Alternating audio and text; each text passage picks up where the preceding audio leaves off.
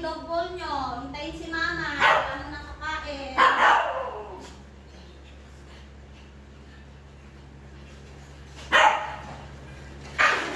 O, huwag kayo magtuwar. Bawal ka na. O, kung muna kayo dyan, maglalagay muna si mama ha. Bago kakain, na very good yung mga babies ni mama eh. Cloud, stop yan. O, very good ha. Hindi talaga sila kumukuha kasi naghihintay sila. Lahat po sila marunong talaga makinig kay mama. Kasi, tinuturuan na ni mama.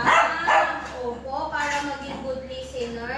Dipis, hindi mo nakakain ha. Maglalagay muna si mama ng food sa dog bowl nyo. Kasi, magpe-pray muna tayo para makita nila na lahat talaga kayo masunurin. Nakikinig kay mama, diba? Kasi lahat po sila natuto na.